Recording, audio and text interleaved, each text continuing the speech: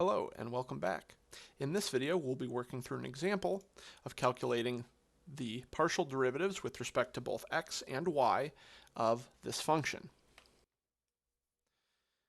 So remember in the last video I showed you that you can, in order to calculate a partial of this of any function with respect to x, we need only treat y as a constant and differentiate the function as we would a normal derivative with respect to x. For y, we let x be constant and do the same, and then treat y as variable and calculate a derivative with respect to y. So let's put that to the test here.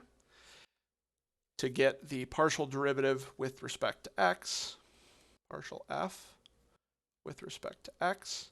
Again, this is not a normal d. We don't use a d when the idea is we use a d for a function of just a single variable, and the partial symbol for a function of multiple variables.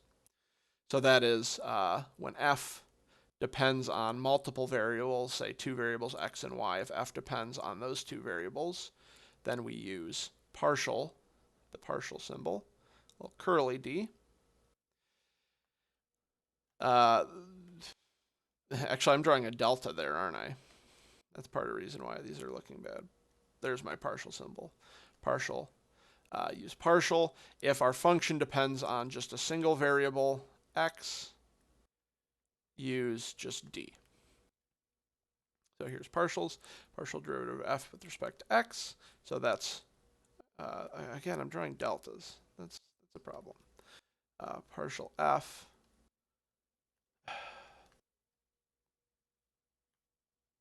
Pardon my slow start here. I just want to do partial with respect to x. I want to say take the partial derivative of, and now I'm going to write the expression instead of the name of it, x cubed minus y squared plus 4. So this means take a derivative of this expression with respect to the variable x. Again, that means leave any other variable, treat it like a constant, and just evaluate this derivative with respect to x as you would a normal function of a single variable. Because again, we're looking at slices of the function. And so that's okay to do. And we get, so y squared is a constant, that goes to 0. 4 is a constant, that goes to 0. And so we have just 3x squared. Partial derivative of f with respect to y, then. So I'm going to say take a partial derivative of this expression with respect to the variable y. That's what this means. So x is constant, that goes to 0. Here I have a negative y squared, that'll go to negative 2y. And then 4 is constant, so its derivative is 0, and I just get negative 2y. So there's my two functions fx of two variables.